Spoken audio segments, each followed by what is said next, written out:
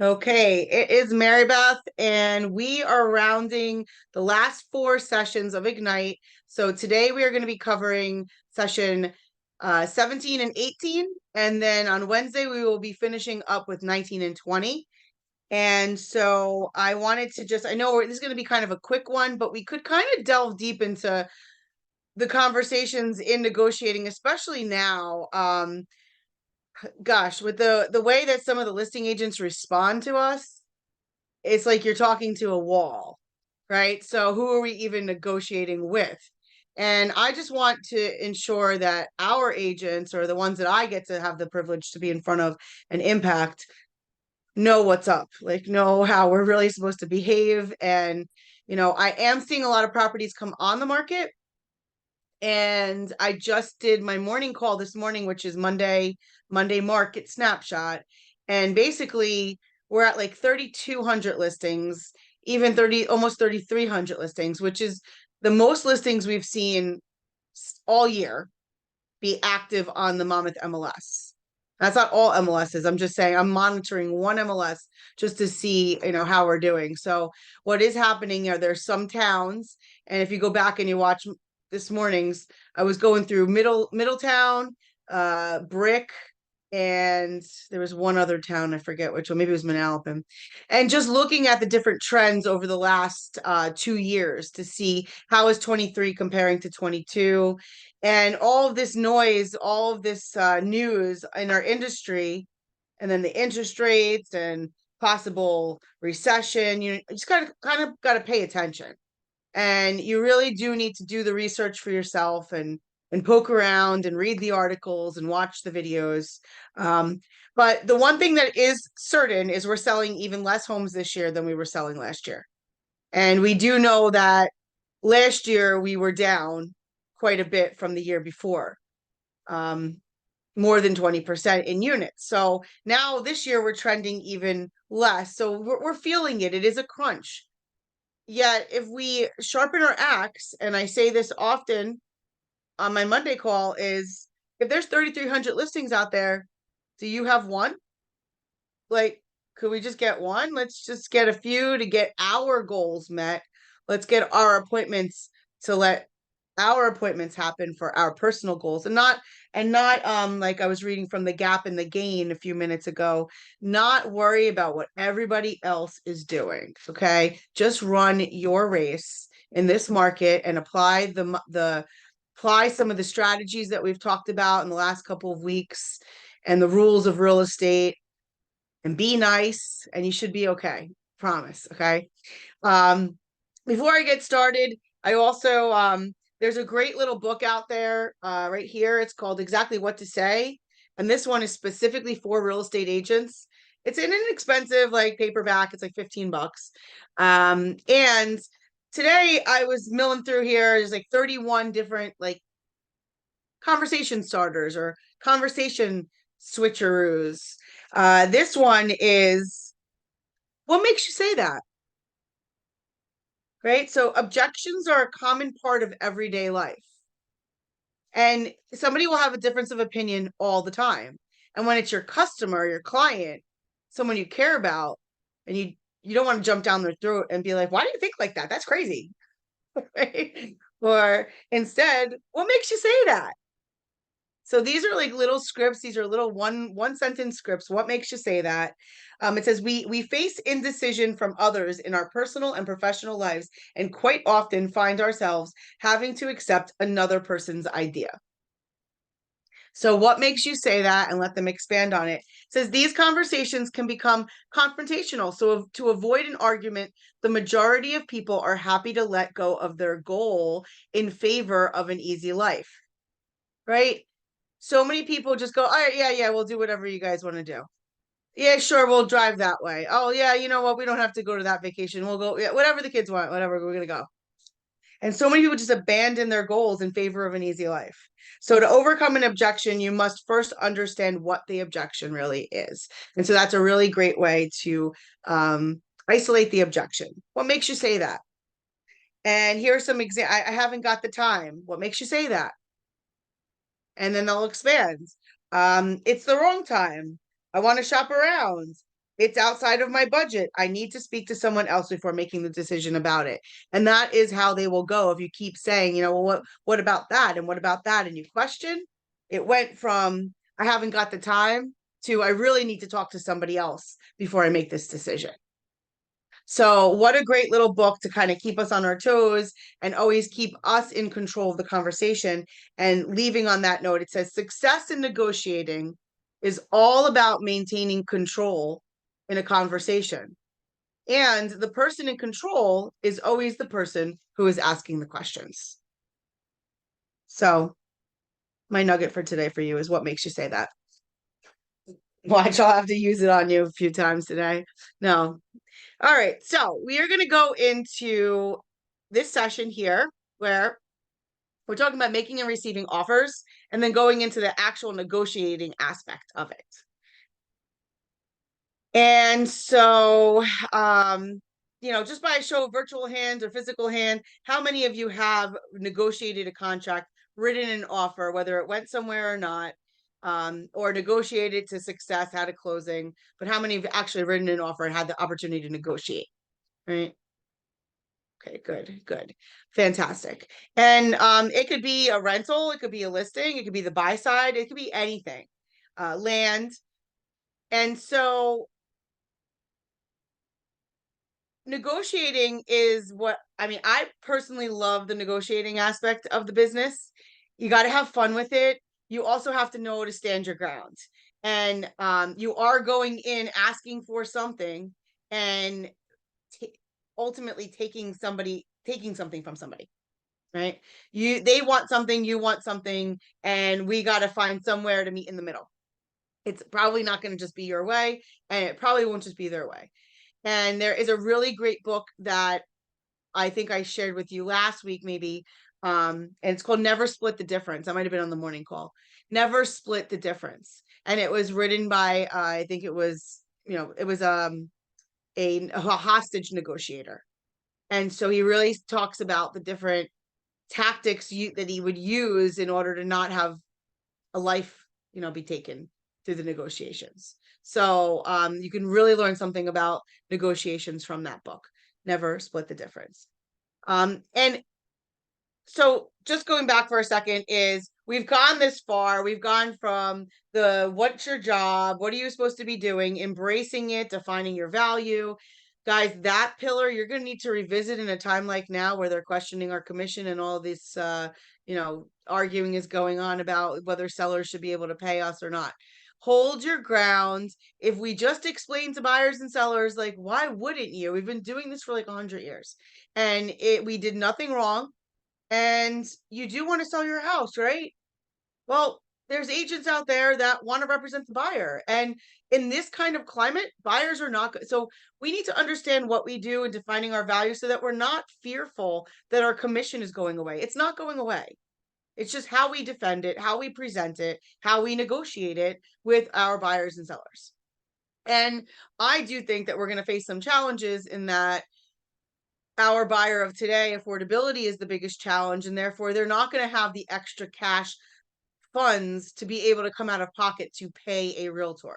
So I think it's going to be everything for us, especially in this next couple years where the interest rates are where they are, for us to be able to influence, that's a good word, influence sellers to continue to do business the way we've been doing business, which is offer out a co-broke. And I do know that the MLSs are not going to shut that opportunity down, but they are going to be letting us offer out zero. So that's something different. And it will cause its own challenges and we'll have lots of conversation. But knowing that first pillar is going to absolutely help you in this kind of conversation. And the next one was lead generate. So how we create our leads, how we communicate with our database. There's the 4 laws of the database of lead generation, which is have a database, build it, feed it, and service all the leads that come its way. So it is the thing in your business that is your business, which is your database, your people. That's your currency. People are your currency in this business if we haven't discovered that. And then the third one is where you could really you could lose a whole referral line of people if you don't know how to follow up, if you don't know how to, communicate your services and offer your vendor services and find ways to strengthen the relationships. And now coming into the transaction, now because you've done those three pillars, you have the opportunity to work with a transaction with the buyer or seller. And so we talked about winning the buyer and winning the seller and asking great questions. There's great lead sheets there, pre-qualifying lead sheets. And then we talked about last week about working with the buyers and sellers, setting expectations, clear communication. Most of the buyers and sellers said they want to have communication with us. They want us to be trustworthy and honest, and they just want us to find their house or sell their house. So it's not really they're not asking us to do tricks. They're just asking us to do the job that we say we do and to communicate with them while we do it. And so when we actually get to the mecca of all like goals here, market the house, get the offer, find the house, make the offer. When we get here in this market, I just remembered how fun it used to be. Like it really used to be fun when you would find the house and you had a few hours to decide if this is the house you're going to put an offer on. They could sleep on it, they could talk about it. Maybe it was going to be there in 2 days and then we would really make an offer. That is not happening, right? That is not happening. It is like lightning speed. And so this market is a little different. And I just saw a reel from John Natali, and he said, look, if you're doing the same thing since you did in 2017, like you're not going to cut it. And so even with making and receiving offers and all the things we're going to talk about right now, that's even different. So here we go. We're going to talk about making and receiving offers, and then we're going to roll into negotiating the offers. Okay, so you guys are going to stay with me. And also, I do have the manual right here because there are some questions in here that I'd like for us to get to. So your participation is absolutely welcomed and needed for us to get through all of this. Really purposefully put here, which is our belief system, because when negotiating, this is what I see go out the window for some people. It's like, who is showing up in this negotiating? That is not the very nice person I know when I see you out at the realtor parties, right? So if we can keep this in mind, that it has to be a win-win. Otherwise, it's not going to feel right and it's not going to get put together. It's not going to stay together. We're not just looking to negotiate this for the moment. We're looking to negotiate this so that it stays together, it survives attorney review, it comes out and it's in contract, and then it actually makes its way to the closing table. Okay? So you need to keep that in mind when you're making an offer. And I say this lightly, but there are some top agents that don't keep this in mind, and that when making an offer, they say, well, you know what, let the attorneys deal with it. That is the surest way of losing the damn deal.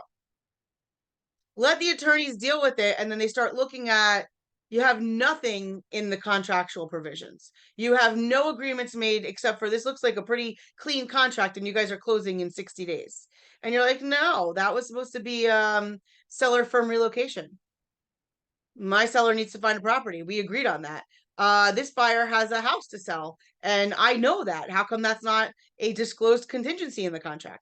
Those things, that's integrity, do the right thing. Win-win is put it on the table. What is it? Tell me what it is so I know what I'm saying yes to. And buyer, you need to know what you're putting out there so that we don't get into contract and you're like, yeah, I was just trying to do that just to get the offer accepted. No, this is going to stick and this is going to be contracts. Okay. And we also have to remember that some people are moving from different states. Pennsylvania doesn't always have attorney representation. New York, they make an offer, go through all of the inspections, and then it's binding. So very different processes in two states that, butt up against us. So this is just, you got to keep it in mind. And when we say creativity, that's because you got to stay curious, and you might have somebody from another state, and how do you explain it and all that fun stuff. But that is the Y4C2TEs, and that is our belief system. Here we're going to talk about the offer process, preparing the offer, writing the offer, presenting the offer, and then how do you, as we would say, play tennis? How do you get the tennis ball going back and forth? Because that is what it feels like when you're negotiating. And now this one here is, I like to think of sales as the ability to gracefully persuade, not manipulate a person or persons to into a win-win situation. Okay? Persuade. I also think influence, but they've risen their hand and said, "Hey, help me do this."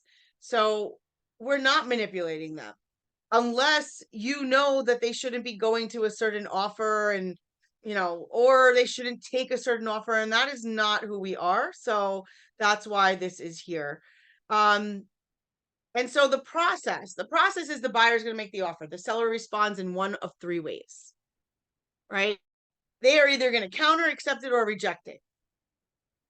Now, when I talk with the seller, we set expectations with the seller. When offers come in, you're going to have the opportunity at that point. You don't have to sign an offer, but you can sign an offer if it looks good and they've gone their best and you're like, I want that offer with those terms. Or you have the ability to counter it and say, I do it for this. I know I'm asking this, or I do it for this. Or you could just flat out reject it. And in a market like now, I am seeing more and more of that where the sellers just rejected it because it's under asking. Well, all right, maybe the market is speaking, right? How many offers does a seller need to see before they realize that the market is speaking? And that is language that the buyers and sellers need to hear from us. The market will speak. Now, it's also not a market where you can play with that. Um, in a different market, we might have a seller who's out there that has offers coming in that's below asking, and that seller is going to need some time. The market's going to speak. The seller will eventually realize that the price is the price, and the market will speak. In this market, somebody from some area who hasn't shown south or west of wherever they came from is going to look at it and think it's the best buy in the world because there's no inventory, and somebody is going to go ahead and buy it at the asking price. Now, we do see some properties that are going a little below asking, or they have to take a reduction in order to, attract the right buyers to come and look at the property. But we're not seeing a lot of that. So what happens is, if you're coming from North Jersey, let's say in some of the Bergen County, where you might find a Cape Cod house, and you guys need to be familiar with the different style houses, right? So a Cape Cod's going to have some dormer rooms up in the top and maybe two small bedrooms on the first floor. That Cape Cod now hear me out, on a nice piece of land, and for North Jersey, that may be a quarter-acre property. That may be a 50 by 50 foot property, or 50 by 100 foot property. So when somebody says, I want a big lot, right, we have to go back to what big is what perspective, price, what perspective are they coming from? So if you're coming from Bergen County, let's say Fair Lawn and Cape, average Cape on a smaller piece of property that you would find in Middlesex County, maybe by half, would go for about $700,000. And that same Cape in Middlesex County would go in this market for about 450, 500,000.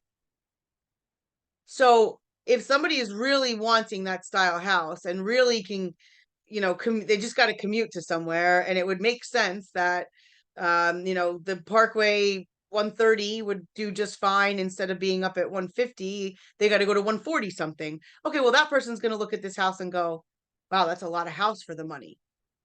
And they're going to go ahead and make that $500,000 offer, where somebody else who's been showing the area might go, they're out of their mind asking that. So don't be surprised, because with the low inventory, people are getting forced to go into other areas. So don't be surprised if you thought you were going to wait for this house to come down in price. This isn't a market to play. What I would say is just put that offer out on the paper and give it to the listing agent. Don't just say, oh, it's at 425. I mean, what am I going to do? Put a 350 on the paper? If you think that house is going to be at 400 one day because it's never going to sell at 4 nothing, then yeah, go ahead and put 350 on the paper and let it sit in writing with that listing agent, or whatever you think the number really should be. Don't be afraid to let an offer sit with a listing agent. So what we do is, the buyer makes an offer, the seller responds. Now, there is a document, and I know it's found in our KW All Access, and it's found in the frequently used documents, and I believe it's called acknowledgement to show, or acknowledgement of show. Okay. That is a letter that says, like, I don't want to be jerked around. My buyer's already lost a bunch of houses. They're putting in these lowball offers, let's say. You know, your buyer's doing what they want to do. They haven't self-discovered where they have to go yet. And or they just had bad experience. And you could submit your offer with this letter. And the letter is just that the seller sees this offer, acknowledges it, and signs off, and then can check a box that they've countered it, accepts it, or they reject it. And that would put my buyer at ease, knowing that that offer was seen and that the seller has signed it, stating what they choose to do. That it's not just some listing agent telling me, oh, that's too low, they're not going to accept it. Right?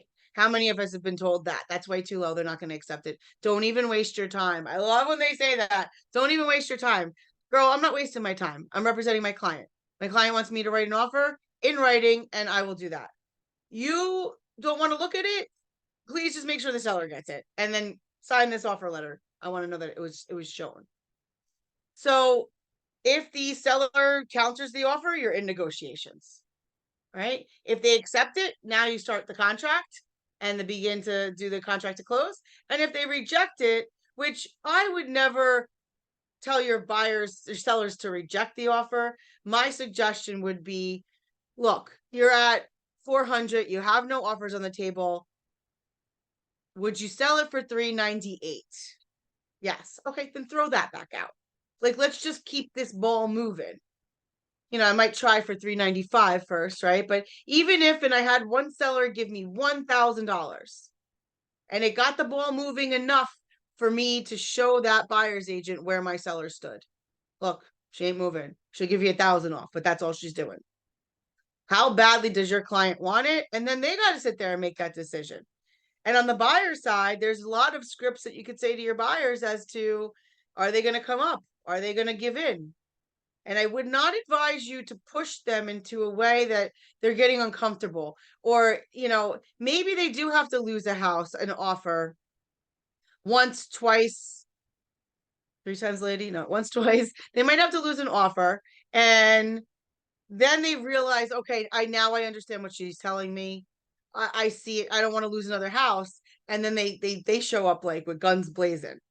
Like next house they see, they're putting everything up front, everything down in terms. They're going to close whenever that seller wants, and they're going to waive certain parts of the contract. So that doesn't happen overnight unless you have a fabulous buyer consultation and you have, you know, very just people eager to get into a home, willing to do whatever you tell them to do. And that makes me a little uncomfortable. I want them to know what they're doing, and I want them to decide that this is the right thing to do for their family. Because don't think that, you know, Uncle Billy's not going to show up at Thanksgiving dinner to talk about, you bought that too fast, you sold it too fast, I can't believe you're buying it for that. And then before you know it, you don't look like the hero like that you looked like, and all those referrals kind of, right? So I want them to be completely aware of what they're doing when they say yes to a contract or to an offer. Okay. And so let's roll into here for a second. This is your prepare and offer checklist. Ensure the property's still available. How do you guys do that? Anybody want to shout out, throw it in the chat, unmute? Like, how do you, in today's technology world, like, what are we doing on our phone to make sure the house is available? Calling the Calling agent. the agent. Calling the agent, right? Calling the agent, texting the agent. I try to put my business card, or I have like a Blink link, BLINQ, which is like a digital card, but I always attach that with my text so they could see I'm a real person with a real reputable company asking them, rather than just some text message that might look like you are the buyer asking, is the house still available? Right? My client just said to me this morning, oh my gosh, I thought you were another buyer texting me, and the way I answered you, I was like, no. But anyway, she should have known better because I'm in her phone.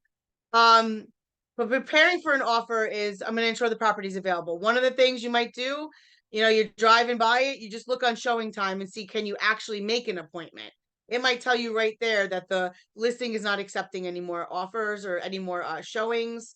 And sometimes it says you got to go to the MLS and take a look. So don't just think that, oh, it must be gone because I can't make the showing on the showing time. But yeah, is the property available? They're not getting back to you. Call the office. But not always are the properties logged. So the truth is, if it's actually under contract, I promise you it's logged, because the buyer's agent is dying to see that thing under contract, so nobody else will come and write an offer on it, right? So once the property is really under contract, you're going to see it get logged. It's all the in between time when the property was shown and the property has offers, and now the listing agent starts to tell you, oh, it has a lot of offers on it. Oh, we're over asking already. Oh, da da da. How do you know that by Tuesday those offers aren't gone? You don't. Neither does that listing agent. The truth is, it could have 4 offers on it. Another property could come on the market Saturday, and 2 of those buyers could be going hard for that one. This could be the backup offer that they put because they had to go look at and put an offer on 3 houses because they had to get in the game for the weekend. You have no idea, if you pick your head up, listing agent, if those offers are going to be there. So, hey, you know what? Wendy, you got an offer? Go ahead, send it over. Georgia, you got an offer? Send it over. My seller's moving forward with an offer tonight. She likes one, but I'm not going to stop you from sending offers over. And as a buyer's agent, do not stop yourself from writing the offer. Encourage your client, write the offer. Just write the offer. We don't even know where any of these contracts are going. Okay. So you're gonna have to do a little extra work. It's the most annoying part of this market right now, that the agent goes, oh no, I forgot. I that came out of review this morning. I will log it. Log it. Answer me back. I've been trying to text you all weekend. So you do have to find out if it is available. And, God forbid you go and show the house and it really isn't available. It came out of review this morning, which means it's under contract. Well, then you got to see the inventory. You also got to show your buyer how quickly the inventory moves. There's always going to be a lesson learned there. So when that happens, I would say, oh gosh, Wendy, that thing went fast. I just got the call from the agent. It came out of review already. But at least we got to see it. Now you see the product that moves so fast that the next time you see it, you're going to be like, can we put an offer on it? Like right now. Right. So 2, build rapport with the listing agent. Don't go there's no animosity going into this. You need to be nice. Even if you don't like them, you know them from high school. So and so is dating. So it doesn't matter. Like, they screwed you on another deal. Doesn't matter. Like, be nice. So build rapport with the listing agent. And how you do that is ask questions. Hey, what's an ideal closing date for your seller? Does your seller have to go somewhere? Do you need flexibility? Do you need a use and occupancy? So you got to ask some questions, because a lot of them are really, they won't even call you back. They'll just shoot you a text. Yeah, it's available. Go. Make appointment through showing time. All offers through showing time. So, inquire about activity. We used to be able to say, hey, George, how you doing? How you guys got showings over there? Offers yet? And he would be telling me right now, listen, I got plenty of showings. Nobody's writing offers yet. Now, I did have a guy this weekend. I said, am I still in the game? I know I'm a little late. It's 7 days on the market. Am I still in the game? And he said, yeah, we got offers, but get your offer right in. So I said, oh, wow. So when are they choosing? And he said, I'm not sure. You know what that told me? He doesn't have the offer they want yet. So, I mean, we have to ask questions. Inquire about other offers in the property, the status. Why did they fall through? Specifically say, was it an inspection issue or was it a funding issue? Was it a funding issue because it was an inspection issue? That would mean it's probably FHA loan and it didn't get approved in the appraisal part. Ask questions about the seller's motivations. When do they need to move by? Because if you could accommodate the move, maybe you could move and you can close quickly, even if it's not ideal for you. Maybe that's worth $5,000-$10,000 to the seller. Why? Because a double move is going to cost somebody $5,000 or $10,000, depending on how much stuff they have, how much stuff they need to leave in storage or on a truck, and how many days, or putting it into a storage unit for how many months. So think about that. Even just by making sure that you can close the same day that they want to close, so they don't have to do a double move, you're saving them thousands. So that transfers right to your buyer's offer, because you're able to give that kind of term. Ask questions, ask listing agent how they want to receive the offer. That's really important. I already get down to, you want a single PDF? It's just, would you like me to send it to you, via email, or do you do it through Showing Time Offer Manager? because that's a really easy way to receive offers is through the showing time offer manager. And then obtain the buyer's pre-approval from the lender. Make sure that it says the right date. It's not 5 months old. It has, the lender's information so they can call the lender. Review the MLS and the tax records. You want to make sure that what you're selling is you have the right homeowner, that the homeowner's name is on the tax record. I have seen people really sell properties that didn't belong to the people who sold the properties, and agents lose license. And so, yes, it does happen. Please review those tax records and make sure that the homeowner is the homeowner. Ask questions. I just had a rental recently, and when she listed the property, her name wasn't on it, her boyfriend's name wasn't on it, and it was 2 other people. When I asked, she said, yeah, that's my grandparents. Her one grandparent had just passed away, and she was inheriting it through the estate of. So then she sent me over all the documentation, which made me feel more comfortable because her name wasn't even the same last name. So here I'm going to rent out this vacant property and it's not even this girl's unit. That has happened too before, guys. Okay. So please produce a comparative market analysis, which is a CMA, and obtain a seller's disclosure statement and other needed documents. So that would typically be on the MLS and you'd be able to download that stuff. And I say you get on MLS and you look around, which is your CMA, to ensure that you're, you are you're looking at the comps in the buyer's eyes. One of my listings, I had, as a listing agent, you have to look at the comps because the one thing that you are concerned with is the appraisal. And most people are getting a mortgage. So, and it was a townhome, so most buyers were going to get a mortgage on that. So when I did the appraisal, when I did the CMA, my max value was 350. And I really went extensive with them on the data that I was able to pull on that. And it really served me in the long run because they did get a contract ultimately for 380. And when the appraisal came in for 350, and we had basically 5 days to close, otherwise the buyer was gone. And the house that they were buying the same day in Pennsylvania would have been gone also if they couldn't do it the same day. It all just made them feel comfortable that I had gone through that with them. And they said, well, you said it was going to be 350. And these sellers literally went from 380 to 350 in a minute to make their dream happen, which is move out to Pennsylvania so the dogs have property and, it's not the hustle and bustle. And now they can work remotely and the taxes are literally a third. So she's like, I'm not greedy. I'm moving towards my motivation. And guys, buyers and sellers will move towards their motivation. Don't make assumptions for them. Don't make judgment and think, well, that's crazy. I wouldn't do that. Right. So all of that is preparing for an offer. It's not just putting the offer together, and now here we are in writing an offer. So I'll go back in here for a second.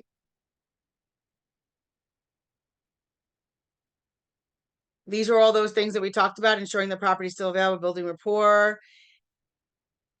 And now writing the offer, what price and terms? How many of us, I've been there where the buyer's just like, oh, can you just write it before that $400,000 offer? Yeah, we'll offer 400,000. And they're like, bye. Like, wait, hold on. Now, as a younger agent, I was like, okay, yeah, sure. Awesome. I'm going home like Gina Coppola. I got to write up a $400,000 offer. What am I doing? Right? 400,000 is great. And remember what I said, Mr. Buyer, about our at the buyer consultation that we went over. This was the first page of the contract. So here is, if you guys whip out the first page of that contract, that's where all the discussion points are. Well, how much money do you have to put down? Like, what are you comfortable with as far as a first and second deposit? That means, Mr. Buyer, that money is going to be held up in escrow the entire time of the contract. I have a contract right now that I was buying a property and I killed it. So my $10,000 first deposit has been sitting in an escrow account for 5 months. Right? I didn't need it. However, your buyer might need it if things go wrong in the contract and they're still going to move forward with the house. So the question to them is, how much are they willing and able to put up front? right? And in this market, we know that a little more money might help them, but it's really not gonna turn a seller's eyes. So the price and the terms is going to be how much are we offering and when are we looking to close, and what are we willing to do a use in occupancy for that seller if the seller has to, wants to stay for 2 days before they close on their house, because you got all this information from the listing agent. Conveyances, earnest money, due diligence. Due diligence would be, well, my people want to put a pool in the backyard, and so they need to go to the township to see, can they put an in-ground pool in the backyard? Don't sell a house if their big goal is to put a pool in the backyard without them doing the due diligence of going to the town to see where they can put the pool in the backyard, please. Time for the seller acceptance. That's usually built in. I mean, I'm going to let them know that our offer is on the table and that we expect to hear an answer back in a day or two, right? Or you ask the agent, when should I hear back? Now, the worst thing is when you put that offer out and you have no idea what's going on and you're going through a whole nother weekend again and your offer is just dangling out there. Right. And on the seller side, you're sitting there with an offer that if you would just hit the button and go into attorney review, that buyer would commit to you and you'd still have the weekend of if other offers come in. So when you're on the seller side, you need to talk strategy with them a little bit. Mr. Seller, I know that you feel if you're going to commit to this buyer because you've gone into attorney review and you've signed the contract, that's it. But let me tell you, if you go in on Friday, you're not coming out on Friday. So you can go through the whole weekend. And technically, if somebody else wants to write an offer, they can. And you can accept it and you can kill that other offer for no reason. So, let's just move forward and do the right thing and sign this offer instead of leaving them out there all weekend. Because just as you can find another buyer, this buyer can find another house. And that could happen. So we look here, buyer letter, pre-approval letter, that matters. Also, if they are pre-approved for a 20% down, but they just want to put 10% down, I'm going to say it that 20% is a little bit stronger. I want to see a pre-approval letter for 20% down. If they could get it for them. That's going to be stronger in your offer. And then if they choose to go only 10% down when you go get the mortgage commitment, nobody's going to care. You have a mortgage commitment and you're going to the closing table.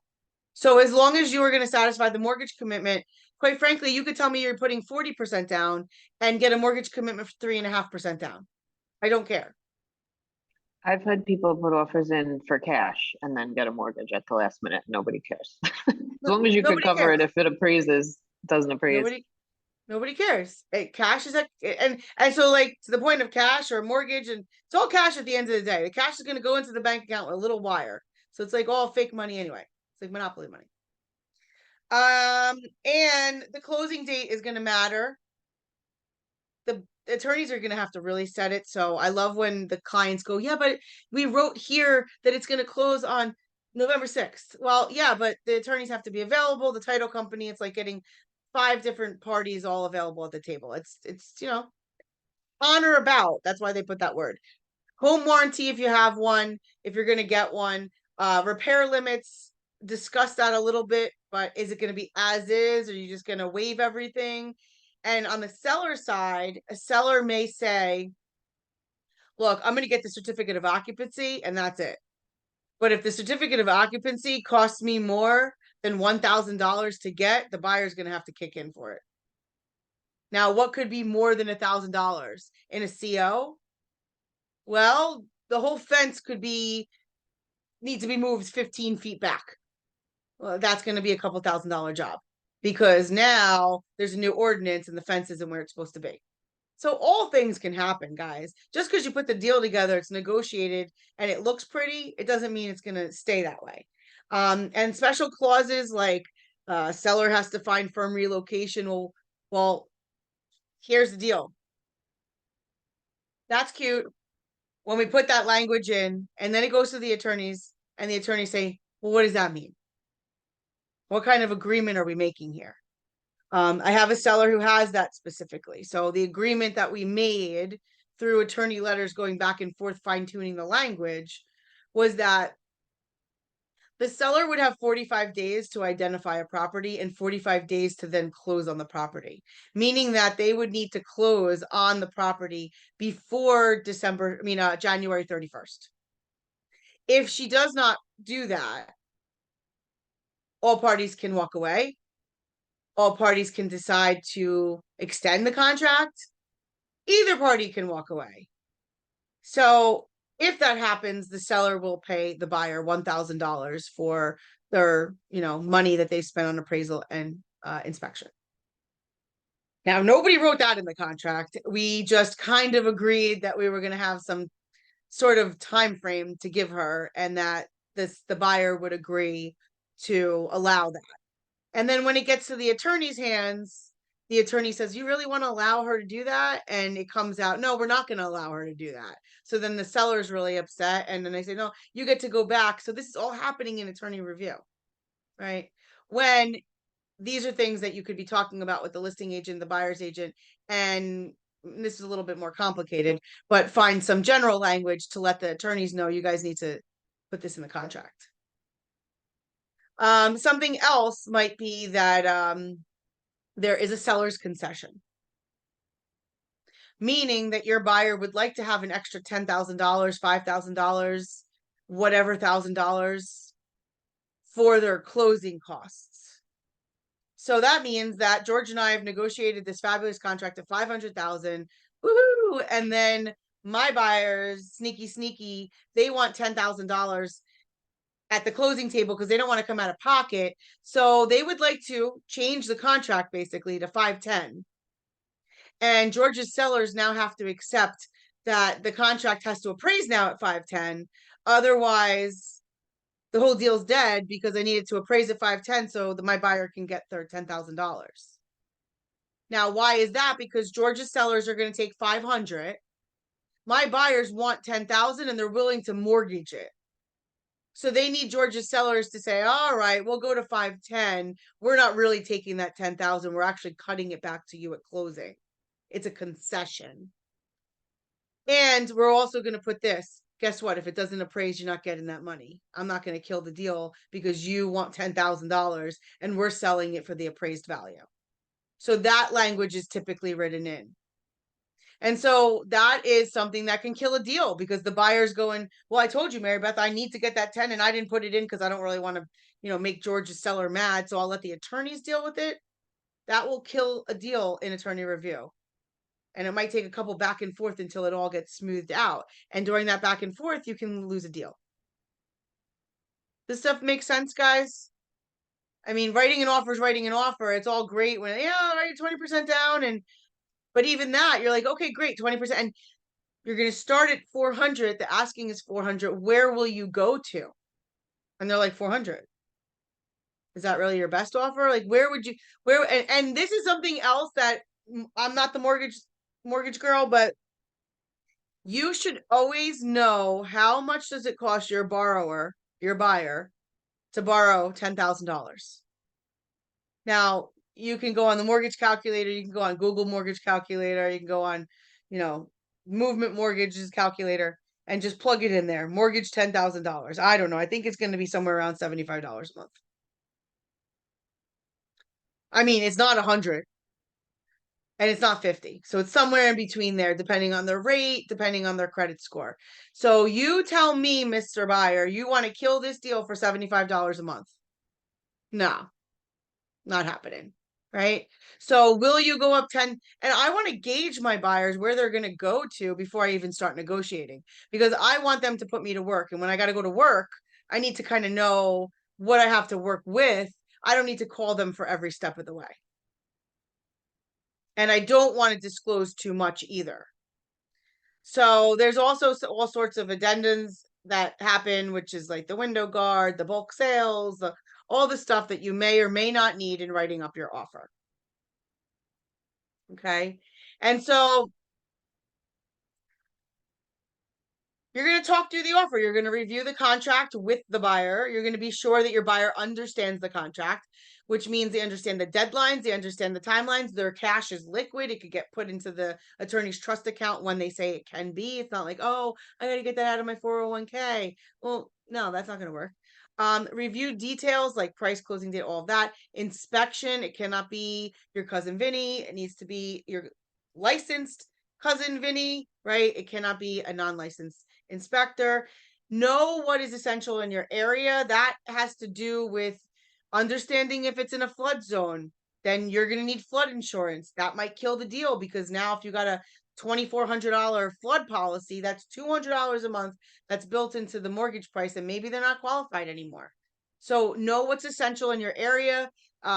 Also, if it's multifamily, there might be some paperwork that needs to be done in the city. If they're buying a property that they have to register because they're going to buy it as investment, they might have to register as a landlord, all this stuff.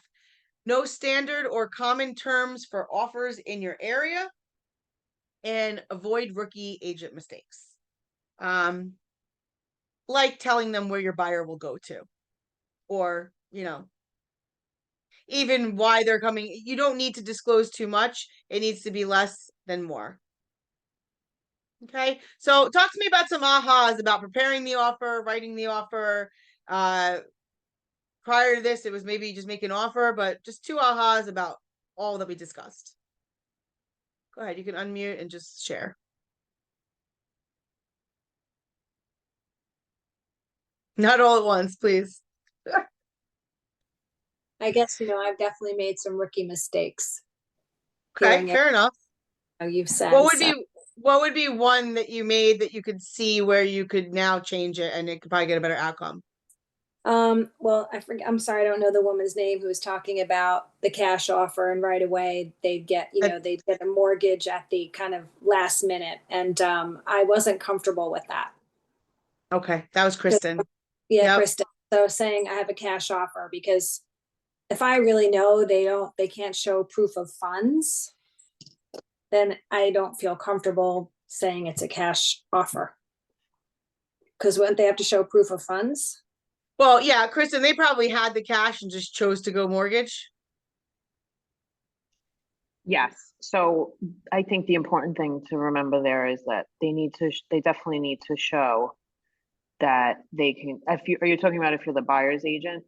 Yeah, I was the buyer's agent, and I know, I know he didn't have the money and someone else was going to put the money in his account, and I just didn't feel comfortable with that. I thought that was like misrepresentation, honestly. Yeah, so when this happened, I was the seller's agent. So I wasn't aware that this was happening until, towards the end of the deal, where they clearly, and when they put the offer in as cash, they had to show, it was the parents that were actually putting the money in. They had to show, I asked for their statements in their name and a letter that said that they were gifting them the money or whatever it was.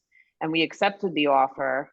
I let the attorney look it over also before we accepted it, just to make sure I wasn't missing anything. Because like you said, we make mistakes, right? And you need another set of eyes sometimes. So it's always good, even if it's not the attorney that your sellers are working with or buyers. And then the whole thing is the appraisal. You need the appraisal to come in, right? So if they switch, that could blow the deal at the end, but you're hoping that the mortgage guy is on board, the attorney, you have to cover your bases. So, you're right to always double check yourself. Yeah. And ask someone else's opinion, Yeah.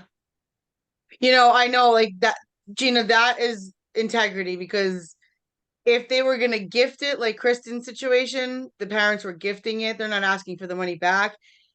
That's one thing. In your situation, if somebody's going to put the money in the account just so they could show cash in the account, knowing that they're just trying to lie to the seller so that they'll accept their offer and then, flip-flop it, that is definitely not the business I want any of you to get involved in. No. Yeah. So no, you were right. I wouldn't say that was a mistake. Yeah. Oh, okay. Yeah. But just the way you're looking at it now, that, hey, maybe if my client does have all cash, right, it doesn't mean that he has to close all cash. And you know what? And the problem is, I knew, like, if I didn't know the client from a hole in the wall and they did this, I would have no idea. But I knew the client, and I didn't have 2 nickels to rub together. I'm like, what are you talking about?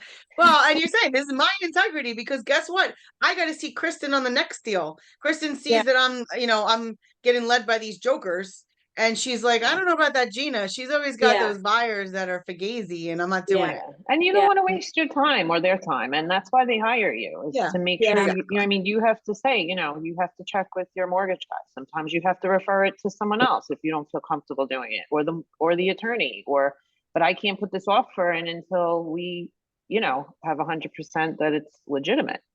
Yeah. Yeah. Get it. So Okay. And guys, for all of you, that means that there is that legwork in the buyer consultation and the pre-approval and getting your vendor involved, like your financial partner involved in talking with the client, just so they get a feel on it.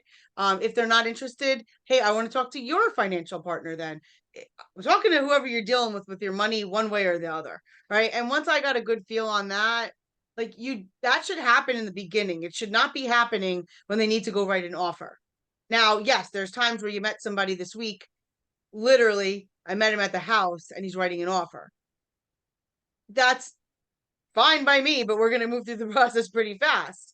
An ideal situation is, let's talk about your solid pre-approval and what happens if the interest rate goes up. What happens if the interest rate goes down? Like, and guys, when you're talking to those loan officers, like, I don't even know why I had to bring it up to this one loan officer. Is this with an FHA loan or is this a conventional loan? Oh, this is FHA. I said, oh, okay. So she has to buy single family then, because I can't find it. Oh, because she's looking at condos. So he's in cahoots with her and telling her, look at this one, look at that one. And I'm like, no, those aren't even approved. So you could get, in that certain situation, here's what I had to educate the buyer on, which it really should have been the mortgage person's job. The $400 she's going to spend on the condo association, the maintenance, right? It opens up like $100,000. Now, I hope it's about $50,000 of purchase payment, of purchase power. So you can buy a condo at $350,000, but you could buy a single family at $400,000 with the same mortgage payment, because the condo is going to include that $400 monthly payment. Mm-hmm. Right? So when I shared with her, hey, you're looking at this product, but if you just drop the maintenance fee and you drop the condo association and you look only single family, you can go up $50,000-$60,000. And it opened up a whole world of opportunity for her. She's still being very picky right now, but it opened up a whole world of opportunity because she's got 3 girls and they all need bedrooms, and they need 2 bathrooms because they're teenagers. So can't have 4 girls in a house with just 1 bathroom. I wouldn't do that to the mother. So anyway, all right, let's move on in presenting the offer. And presenting the offer, there is an art in it. And typically, you get to kind of use your skills on this in this market, not all the time, but do your part of it. Double check all the documents, make sure they're signed properly, make sure there's initials where the initials are supposed to be. The lead-based paint document is always filled out wrong from the listing agent. Please make sure it's filled out properly, and then your buyer signs off on the one that the listing agent put up in the documents. Your buyer also signs off on the seller's disclosure that the seller has disclosed. It's the same concept as the lead-based paint. The seller is disclosing it. So you need their forms, your buyer signs off. So please make sure that those are correct. Follow instructions. Usually the listing agents do have some instructions on MLS. So go to MLS, look in the agent remarks, label all the documents clearly, either do it in one scan of a PDF so that it's not a million attachments, or send it through. I really do love that Showing Time offer manager. It's really easy. And if you go to Showing Time on your computer, you'll be able to upload the documents and put the terms of the offer. Some of the agents I see are asking you to do it that way. And order the documents logically. Email summary, and there's an example of one. Notify the listing agent. You would think that that would be a given. However, I can't tell you how many times as a listing agent, offers are flying in and nobody's calling me, texting me to let me know that their offer is sitting in my email. I'm like, it baffles me. I could have totally missed it. So please make sure you communicate and connect with that agent that she is acknowledging your offer. Add to the documents, all the documents to command, and then consult with your buyer. Okay. And here's what I would say. you're gonna call that listing agent, let them know you have an offer, that you're sending it over, send them a text because they're not answering your calls. Here's my name, here's my business card, sending it over. And you're gonna want to, let's say you get them on the phone. You're not gonna come in and be like, you're gonna go positive. The best part of the offer is gonna be presented first, right? So I have a buyer, he's coming in over asking, he's coming in at 450, they're on the market for 425, right? You're gonna maybe even look at 425 to 450 and say he's coming in at 105% of asking. Right, do the math and let them know, like, we went over, we're at 110% of asking and he's coming in at 440. Great. He has a contingency. That's why I'm saying all the good stuff first, right? It's like that he's got this great offer. He's going to waive the appraisal, going to waive the inspection, or waive a portion of it, only for structural, mechanical. And he has a home on the market, and it's under contract, and he is going to need to sell that in order to purchase this. So I'm sending you all the docs. Listing agent's going to say, where are you at in the deal? And I'm going to let them know we're out of attorney review. We're under contract. We've gone through the inspection phase. I might even attach a letter from my attorney review to show them that we are beyond inspection stage, or we're where we are. Because here's the first thing they're going to say to me when this guy has a contingency. Like, no, we're not taking home sale contingencies. No home sale contingencies. None. And I can't remove it. I really can't. Even though Gina, I will tell you, you'll have people that go, just don't put it in. Just don't put the contingency in. Like, let them deal with it later, because it's never going to get accepted if you put the contingency in. Okay. But the truth is, my buyer cannot buy this house unless they sell their house. So now I've put them in a situation that they're going to get sued if I don't put that contingency in. So when you have a contingency, you might need to do a little more talking to the agents, and you might, need to do a little more proving as to where your client is at. And if you have a really hard time because your buyer has a home sale contingency, meaning they have to sell the house, they need the funds in order to purchase cash or purchase with their new mortgage. You may have to ask that buyer on that seller's house to go ahead and close and do a use and occupancy. Okay, because your buyer needs their cash to go and put offers on properties. And I'm not telling you that you have to do that. All I'm saying is that is if you have a buyer, if you have a seller that you're representing and they're going to be a buyer right now, and they need the funds from their house to buy something. If the buyer who's buying their house is willing to do a use and occupancy where they allow that seller, and this may be the strategy on the buyer contracts that you ask, does your seller need to go somewhere? Like, if your seller needs to have a firm relocation, their buyer is going to have to be willing to work with them. Either close really quick and then let that seller live in the house and rent back from the new owner now, so that your buyer, who was your seller, now has buying power because they are now true cash, or they now have their money to put the down payment, and they do not have a home sale contingency anymore because they've sold the house. They just happen to still be living in it because they're renting it from their buyers, right? Following me? Give me a nod. Give me a no, a nod. Okay. So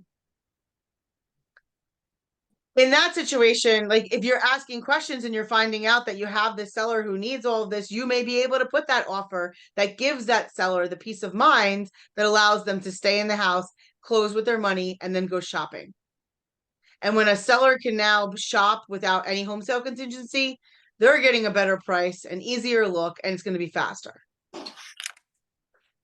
Now, I don't advise use and occupancies, and yet it is being used in this market more than ever. I've done a few of them, and it does work. It does, if everything is thought through, right? And here's one thing that was missed on my last use and occupancy. So the attorneys agreed that they would hold $5,000 in the escrow account, right? Why? Because if the seller, who's now a tenant, she ruins everything, and now the buyer comes into their new house after the old seller left and they're like, oh my God, this lady broke this, broke that, that. Now they need something in holding so that their tenant, right? The security deposit kind of.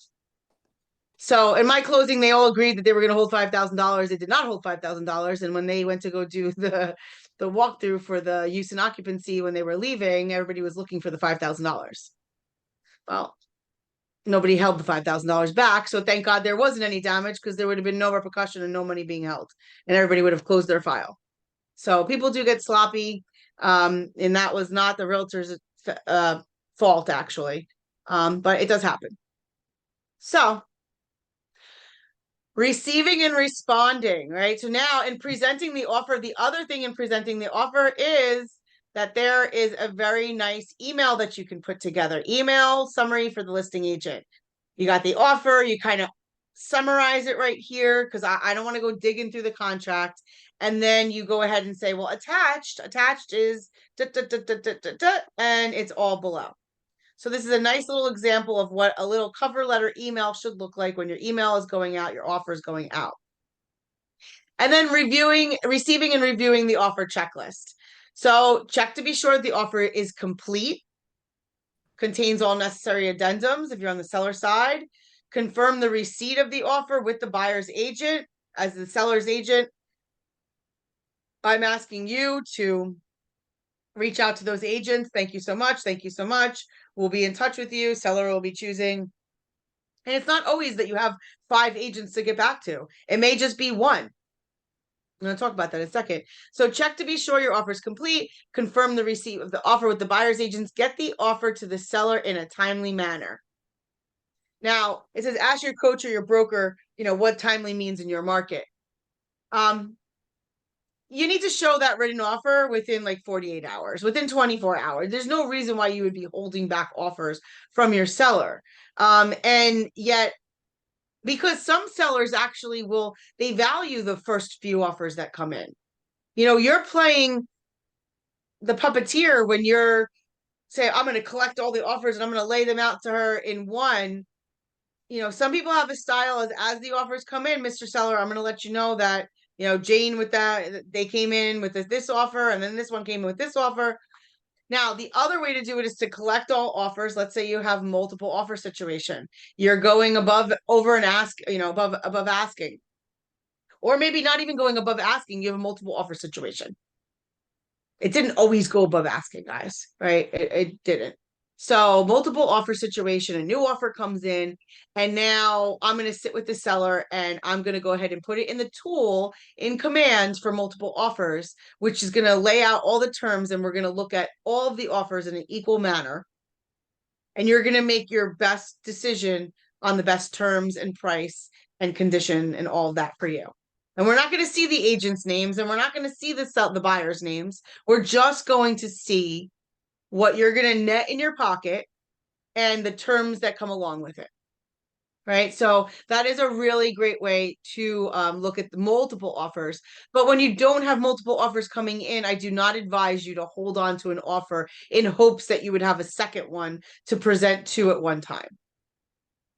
And as a buyer's agent, I want to know when my offer will be presented. So I would ask you, George, when should I expect to hear back from you? When will the seller actually see our offer? My buyer is asking. I'm not asking, my buyer is asking, right? Blame it on the buyer. Blame it on the buyer or blame it on the broker, either one. All right, so mark your offer as received, as the seller if it's timely immediately. Create an executive summary and send it to your client. Now, Command does a great job of that. And if not, I used to use an Excel document and I'd put all the information and we'd go over it that way. And then call the buyer's agent to gather more information. Now, this is important because a lot of listing agents won't do that. They just look at the offers and they move forward with one. I want to call the agents. I want to ask them. I'm going to introduce myself. I want to see how you conduct yourself. How long have you been looking with these buyers? Are they going to flake out the minute something happens, right? Have the buyers been pre-approved by a lender? Obviously I wouldn't be looking at the offer if it wasn't. Do the buyers have a home to sell? Why did the buyers select this property? Have buyers seen the home personally or sight unseen? How did the buyers determine their offer price? These are all questions that you could be asking. What should I know about your buyer that you haven't told me? Now, I know that some of you have been writing offers. Anybody ask you these questions? Please be a better agent. Ask these questions. You know, go into it and really, your seller hired you for a reason, and it's to help them make the right choice. It's to help them sell their house for the most amount of money with the least amount of hassle. And by asking the right questions, you get to make the least amount of hassle for them. Because by knowing who you're dealing with, who you're working with, if I got, and I can see 4 people here right now, I got Wendy, George, Kristen, and myself, and the 4 of us are, you know, we all have offers in. We all talk differently. We all have different experience. Our buyers have been maybe putting offers. Maybe this is their first time out. If I asked us all questions, I would know who's probably a little bit more serious in their game. I'd probably know who's more professional. And I would get a good feel for who I would want to be working with on top of it, you know, if their offer is in the top. Now, I'm not guiding that, but I am gonna, if they ask me, hey, I got 2 identical offers. You want to go with Wendy? You want to go with Kristen? I say, well, you know what? I had a really great experience with Wendy. I don't know Kristen, but I can just tell you that Wendy was phenomenal. I trust it. Not saying Kristen, they make the decision. Great, let's go with the Wendy offer. But that will happen. I have won deals because the agent has said, I knew you were on the other end of it. I had 2 identical offers and you got it. So that's when you're like, okay, I gotta hold on tight to this one. So introduce yourself to the lender. I would ask them, have assets and income been verified, or is this just like pre-qual? Like, have they sent docs to you? Because my seller's she's choosing between 3 offers right now. Right. And so here are more and more questions. When you speak to your sellers, have an outline of the important items from the contract. So that offer, you know, that forwarded summary letter, have that for them so that the pros and the cons, and you're going to talk it through with them, and you let them know, listen, you could do 3 things. You can accept it, reject it, or you can counter. I suggest counter if you're not ready to accept it. What do you have to lose? And the truth is, and here it is, congratulations, you've received an offer on your property. And here's all the things that this contract and the perks of this contract. Now, when we flip into a market where you're begging for an offer, this is going to look really nice, right? In a market like now, they're like, yeah, the seller's not even going to look at this. However, it makes you look professional, so you worry about you. Okay? And then they reach a decision. They're going to counter, they're going to accept, or they're going to reject. Okay. So, any ahas on this specific receiving offers, making offers? Anybody want to share something that you do that you've found to be helpful when writing up offers? I mean, I will say that even in the buyer consultation, I am talking about what are the terms of their offer going to look like? And I think that for me, over the years, that's something that I learned to do.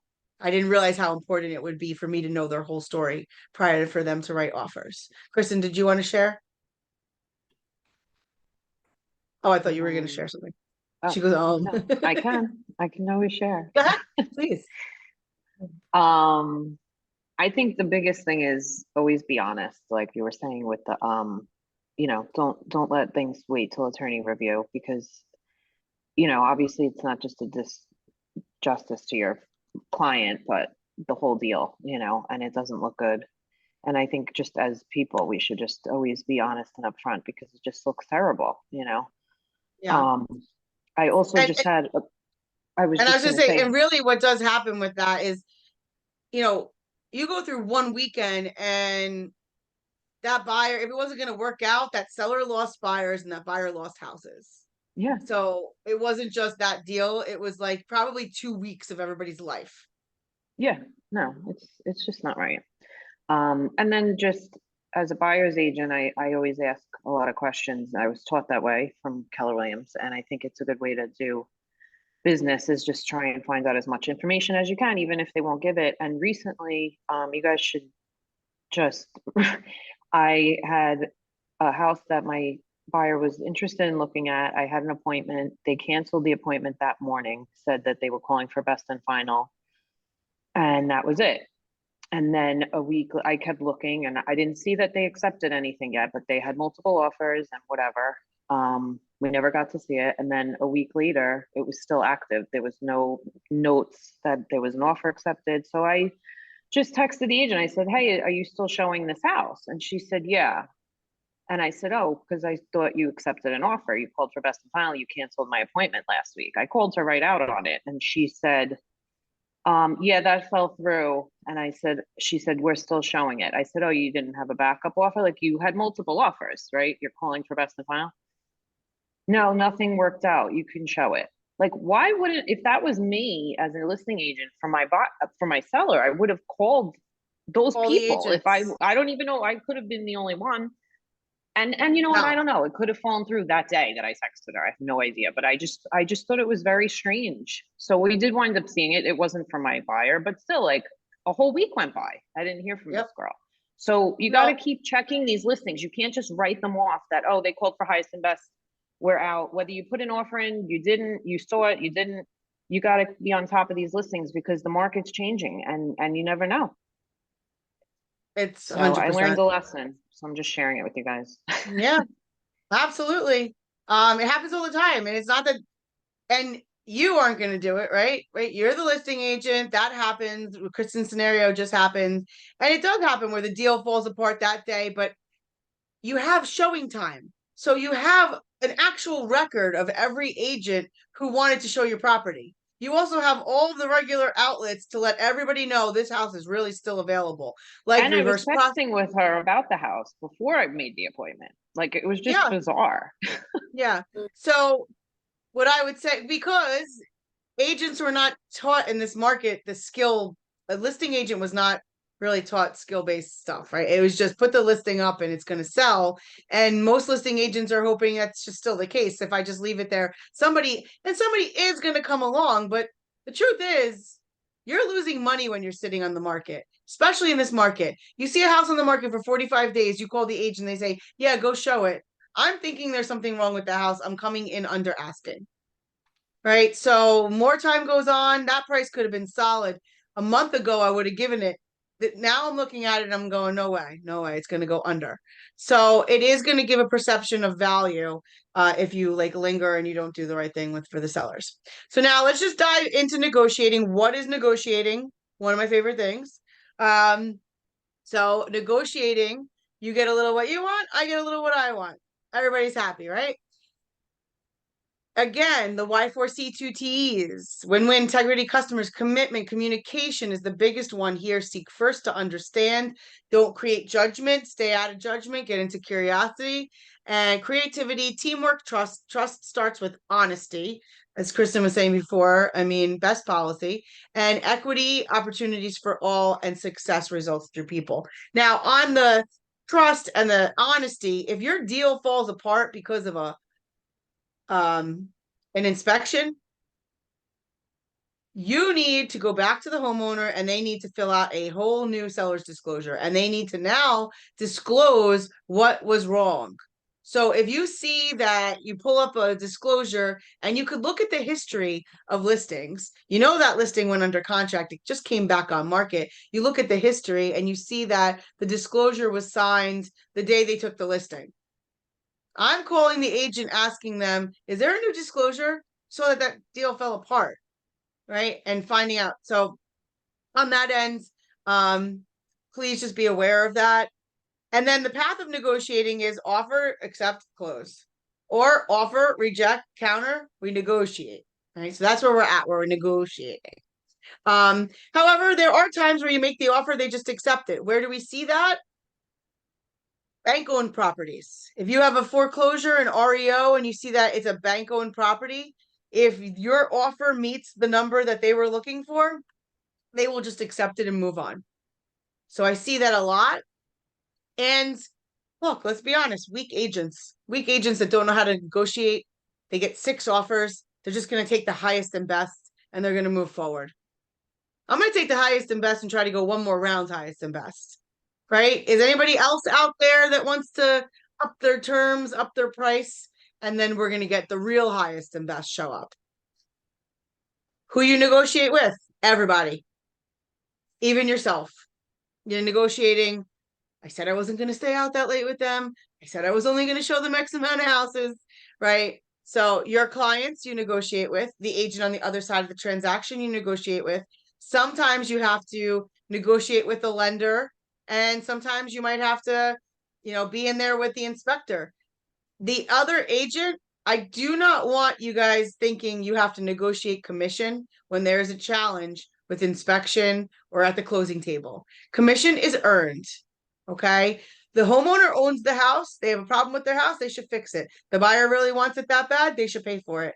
The agents do not need to come and fix it by throwing their commission at the problem.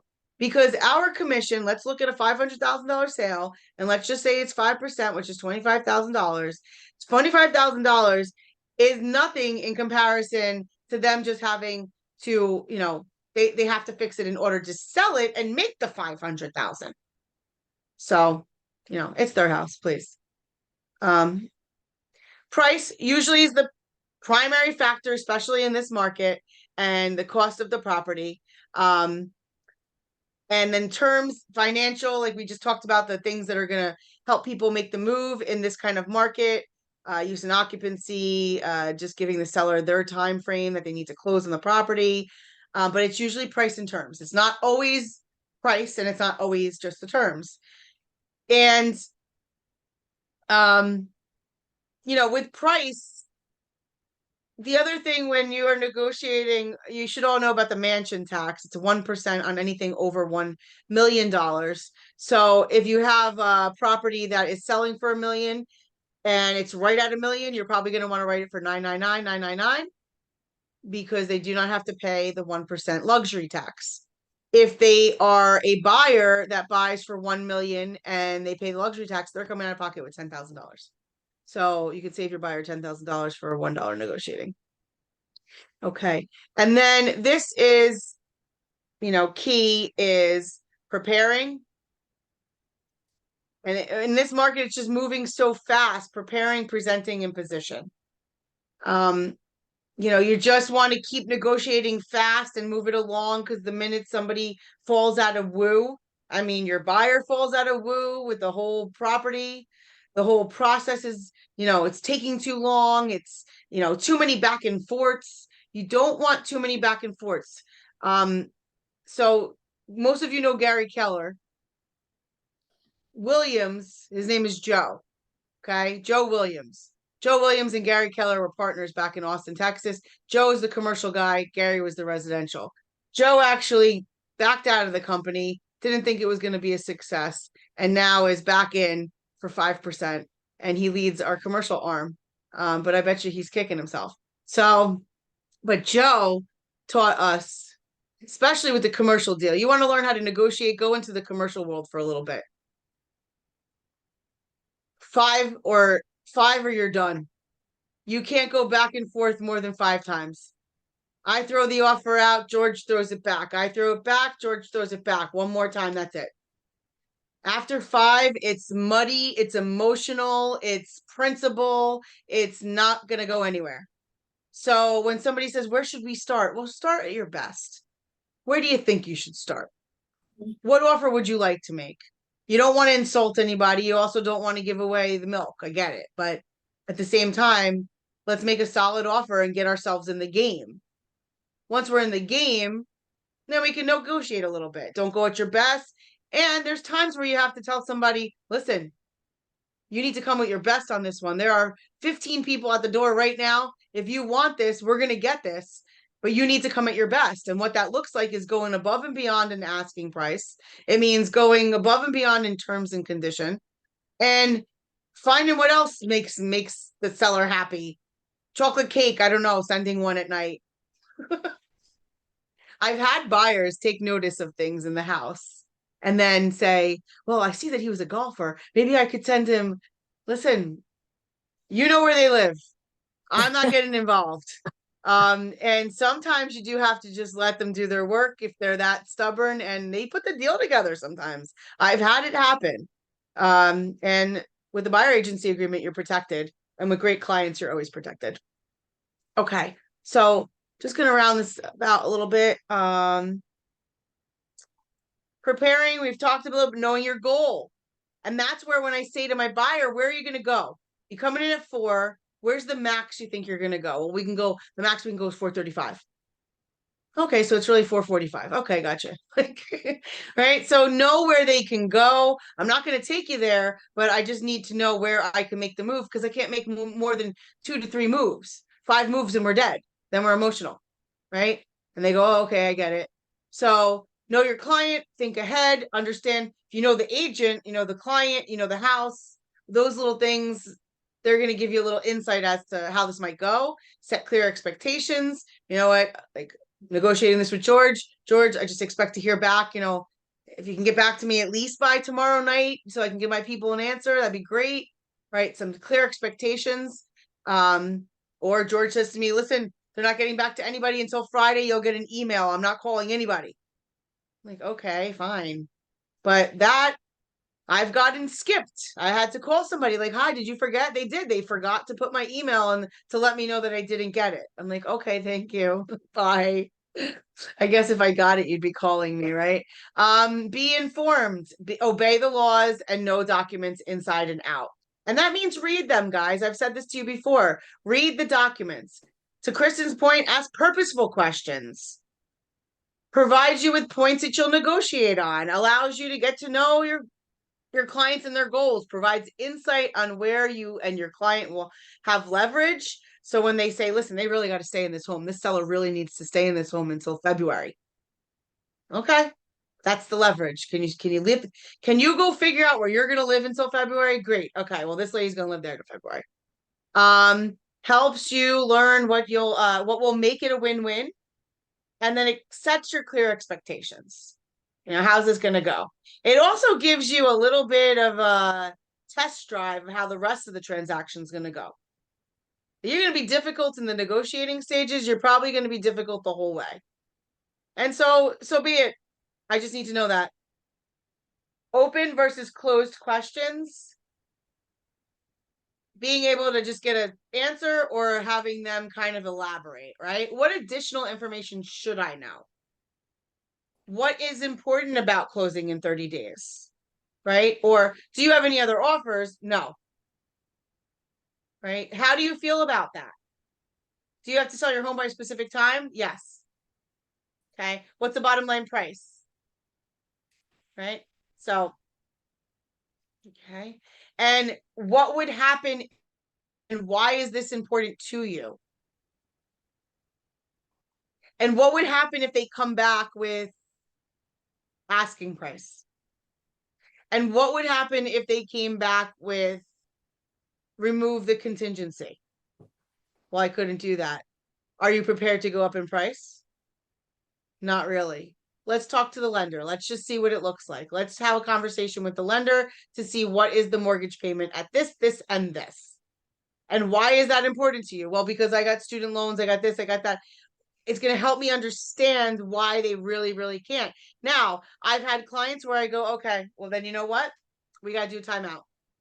We got to do a timeout because we now need to change our whole plan. And let's just take a little time out. Let's take a break and let's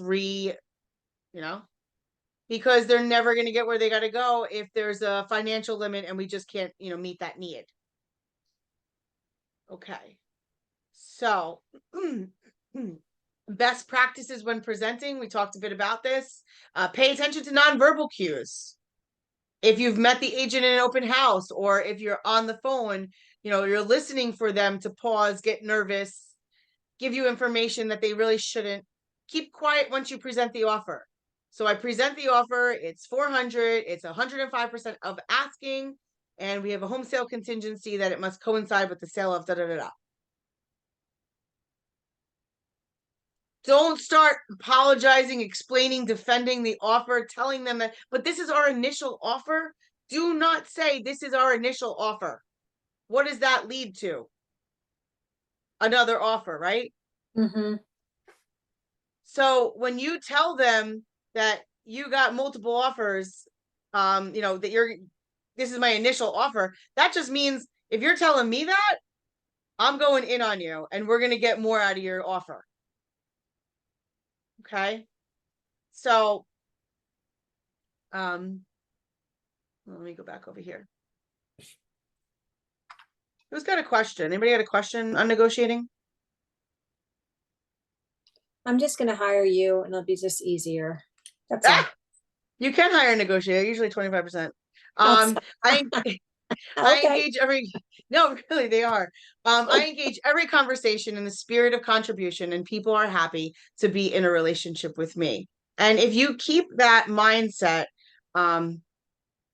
and you are truly doing right by people, and you're asking great questions, and you're leading them, you are going to have some hard conversations at times, because they won't be writing the right offer. They will be batting their head against the wall, and you want to get them to the finish line. Otherwise, they are going to drop you, and they'll find another agent that maybe didn't do anything special, but the market changed.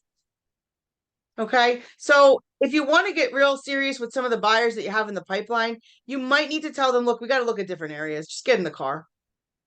We got to look at a different price point. You got to be able to bump up. We got to get a part-time job. You basically need an extra $200 a month. Part-time job. Okay, and you celebrate your successes. I remember that I had this one client who I had to tell her that. She wanted $50,000 more in a house. Every house we went to see, if we went to like, there were some smaller houses in Manalapan, and then for $50,000 more, you'd get the 4th bedroom, or you'd get the full basement, or you get a true colonial instead of a split, right? So every house we'd go to, I'd be like, she really wants $50,000 kitchen. She really wants a $50,000 pool. So I said to her, Joanna, you need a part-time job, okay? Because Mike is not going to give you any more money, although he's approved for $100,000 more. You're going to need to show him that you can participate in the household, so he feels like he can do this. So she went and got a part-time job, which was at the school in the lunchroom. She still works there. It's actually given her some great purpose. And they got the house that they wanted, and happily ever after. But it wasn't an easy conversation, because I remember telling her that, and she was like, are you telling me to get a job? I'm like, I'm telling you that you have a problem. You don't like the houses that you can afford, that your husband says you can afford. And I'm telling you, go do something about it and tell him, hey, Mike, here's an extra $250 a month. Now I'm getting this house. And when she did that and she showed him that she was willing to do that, it really wasn't about, it was about her willing to do that. Right? So some tough conversations. I know it's tough for these buyers right now with the way the mortgage rates are. Their mortgage is insane. And yet, what is their option? Do they want to pay somebody's rent? That's insane right now. So if we feel like we're not doing the right thing, oh, they got to go up, oh, they got to drop the appraisal, they have to drop this, they have to drop that, whatever. They could also be paying somebody else's mortgage off. I was trying to explain to my son today. He wanted to know, how can we have more than one house? Why do we have so many houses? And I said, assets are like bank accounts. So like, I bought this house, let's say for 200, and now it's worth 500. I have more money in the bank now, and I haven't touched it. I haven't done anything different with it except lived in it. Somebody else paid for it. And now I still own it, but if I were to go sell it, I don't sell it for 200 anymore. I sell it for 500. He's like, can you make that money? I'm like, we're not selling it, but God forbid anything happens, I'll have a bank account. It's called a house. So who are we to make a decision that somebody shouldn't go ahead and get themselves an asset? Because if we thought about 20 years ago and somebody told us what the prices were going to be today, 20 years ago, because I was in the business 20 years ago, I would say there's no way, there's absolutely no way these houses are going for the prices that they're going for today. And so I would just imagine that history will repeat itself, and it will happen in another 20 years. So the best day to plant a tree, right? 20 years ago, Chinese proverb. The second best day is like today. So it's the same thing. And we have to help people get into home ownership, because home ownership, the best day to have home ownership was back before you were even born. And better yet, let's do it now. We cannot wait for the market to adjust. We adjust with it. So, all right. So we just went over making offers, negotiating. I would tell you, if you need to get more comfortable, pull up a sales contract, understand what the New Jersey sales contract reads, all the disclosures that are there. Go and take a look at some listings, look at the disclosures that people have uploaded so that you would see, what would I look? Click on the tax record little hyperlink that will take you into the tax record, see the estate names or the names of the property owners, and, try to apply everything that we learned today in your everyday. So we have one more class and it's Wednesday. And we will be just talking about closing out the transaction and then the post-close things that you can do to basically create that repeat referral business. Well, Guys, I won't be here next week, but it's been a pleasure. Oh, Gina, well, it just got started and we just got to meet each other. So I'm sure I'll see you floating around somewhere. Yeah. And I'm you sure. you all have me, if you can't be here, you all have my phone number. You can find me. I'm not hard to find. You can Google me, look me on the roster, look at the KW. I'll be here for you guys if you need any help with anything. And of course, I teach other classes, so you're more than welcome to come to anything I do. Wednesday, we have our business planning clinic here in Perth Amboy. We have about, I think maybe like 5 or 6 seats available. If anybody has not registered or needs a business planning clinic to go to, it is during the day. It's 9 to 3. And I will do one at night. So for those of you who are on dual career schedule, we are gonna, oh no, actually it's not gonna be at night. It's gonna be on a Saturday. Sally and I talked about it and we'd like to do it at West Monmouth and we'll do it on a Saturday and we'll do it in person so that those of us who are working can actually be in person in the classroom and do the workbook with me. So, all right, guys, it's 7:35. Kept you a few minutes late. Thank you so much. And I'll see you here on Wednesday for our last class. Right. Take care. Thank Thanks, you. Thank you for sharing. Thank